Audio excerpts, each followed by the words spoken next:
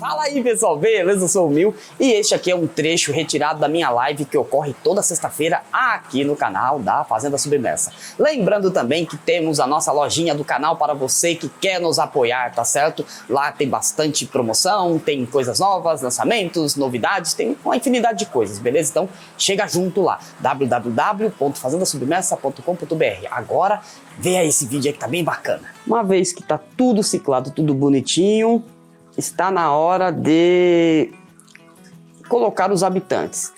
Quais habitantes nós vamos pôr? Aí é uma escolha pessoal, obviamente, de cada um. Cada um monta um tipo de aquário aí, né?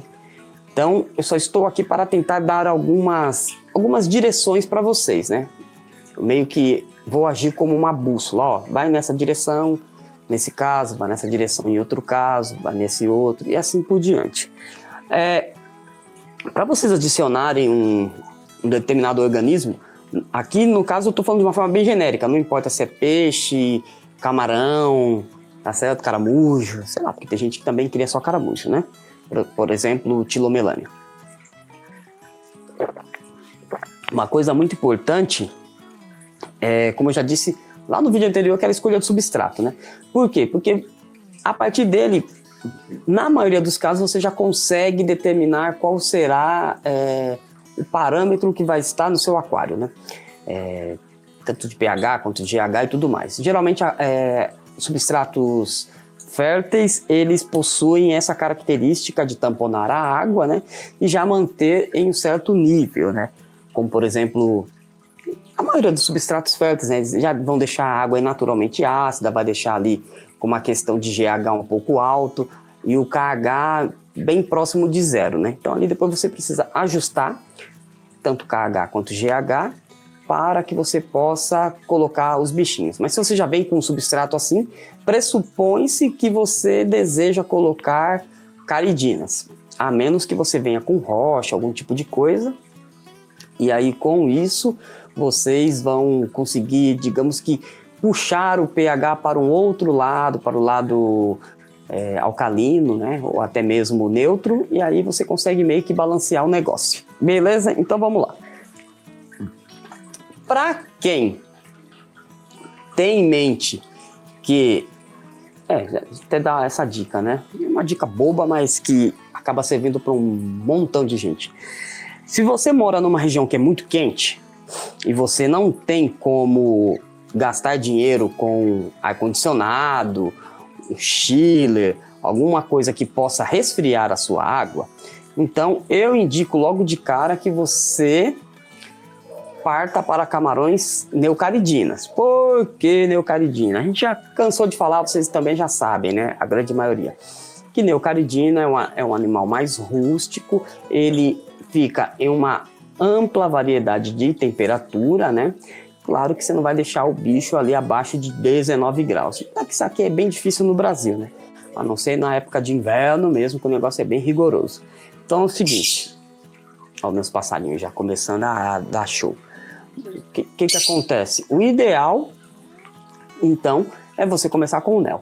Começando com o NEO, o que eu vou planejar para neocaridina? Neocaridina, vou tentar falar o máximo de coisas aqui que eu sei, tá? Neocaridina, questão inicial, questão de pH, questão também da temperatura, dureza da água.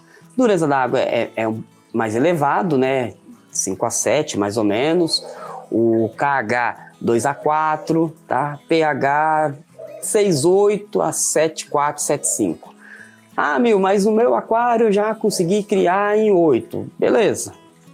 Cada sistema é uma coisa. A água que eu tenho aqui em casa, ela é diferente da água que eu tenho lá na estufa. Da mesma forma que é diferente da água de alguém que é do Paraná, diferente de alguém que é do Rio Grande do Sul, Mato Grosso, pessoal lá de Portugal que nos assiste também, e assim por diante. Então é o seguinte, você tem que já ter em mente isso daí, né? Mas eu indico deixar mais ou menos nesses parâmetros devido à minha experiência no qual eu trabalho nessas frações aí, comigo dá super certo, tá? Não é porque é um animal de temperatura alta, até aguenta, né? Temperatura mais alta, que você vai deixar o bicho também em 32 graus lá fritando. Também não é assim. A não ser se é uma região muito quente já por natureza, né? Tem pessoas às vezes que me mandam aí fotos, falam, olha aqui a temperatura, tá 30 graus a água do cara e tá lá no Nordeste, né? Então tem muito o que fazer. Mas o direcionamento é mais ou menos esse. Beleza, minha água é mais quente, é mais alcalina, é mais dura. Então, vamos ali para o camarão neocaridina, né? Uma vez que você vai criar esse tipo de bicho, o que acontece? Você precisa determinar se o que você vai fazer, e é legal já tocar nesse assunto porque é muito importante. O que eu vou querer criar? Eu vou criar de que maneira? De que maneira? Eu quero ter um aquário comunitário de camarões. Um exemplo. Eu quero ter camarões diversos, de todas as cores possíveis aí dos neocaridinas. Bacana. É isso que você quer? Então, você precisa saber de algumas coisas. Talvez a principal é que eles cruzam entre eles, geram descendentes férteis, e aí começa a entrar o lance da genética, né? Genótipo, fenótipo, tudo mais. O fenótipo nada mais é do que a característica que você consegue visualizar, né? No caso, a cor do camarão. E o genótipo é o gene que ele guarda dentro de si ali, que combinando com outro camarão que tenha mais ou menos as mesmas características, vai gerar ali um outro indivíduo. Vamos aí na parte do genótipo. Genótipo não, fenótipo.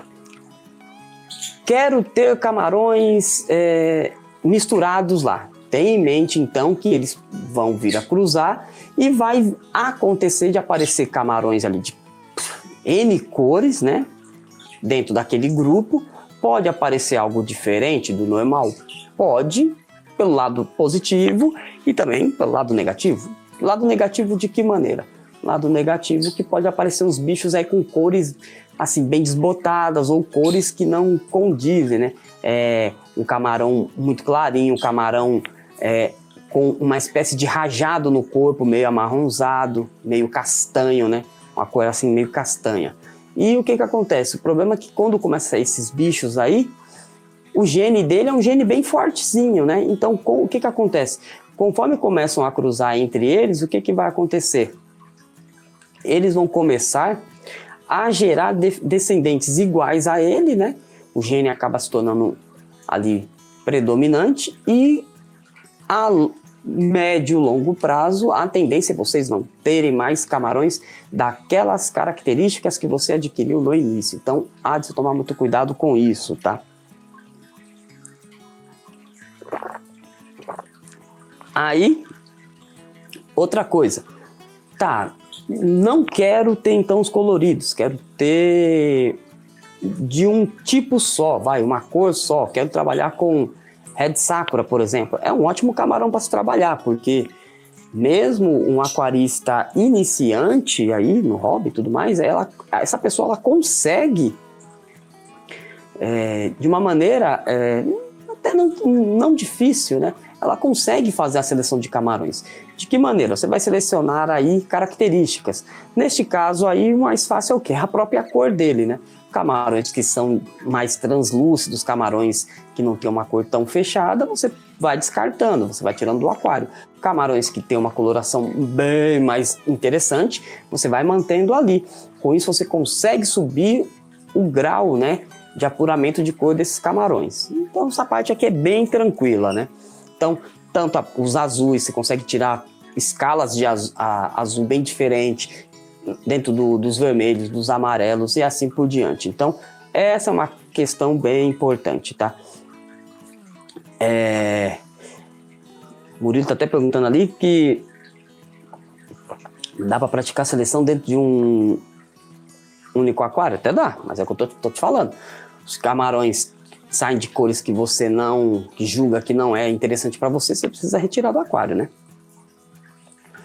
E no caso de fêmeas diferentes, não, né? Se você quer fazer seleção no aquário, você precisa ter todo mundo da mesma cor ali, né?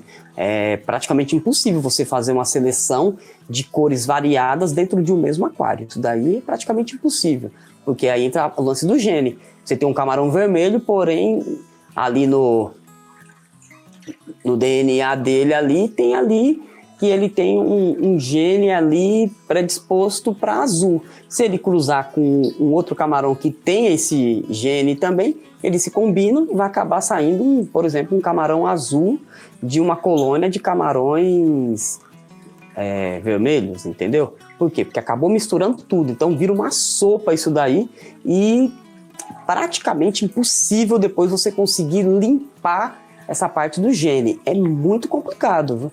Teria que separar esses camarões e, são gerações e gerações, tá?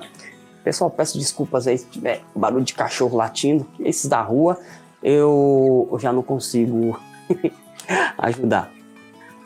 Na parte da seleção é bem importante, para que a variabilidade genética seja elevada, você não trabalhar tipo com 1 ou 2 machos, entendeu? Eu indicaria aí você trabalhar aí com, vamos supor, você está começando com 10 camarões, tenta pegar aí, né, 5 machos, 5 fêmeas, isso daí fica bem legal, tá? Quanto maior a variabilidade genética, melhor. Quando você coloca apenas um macho, sei lá, um exemplo, um macho para 3 fêmeas ali, neste caso, né, você acaba tendo certos problemas a longo prazo, ainda mais se porventura uma fêmea ou 2 morrem, porque no final acaba sendo todo mundo parente ali, né? A geração F1 gera os F2 cruzam entre si, cruzam com os parentais, e aí gera um F3. Então, o intercruzamento ele é interessante para você fixar certos padrões. Isso acontece muito em caridina, né? Mas em neo já é complicado, né? Então, se você puder abrir um pouco esse leque dentro da mesma cor, mais uma vez, né, reforçando, é muito bom, tá?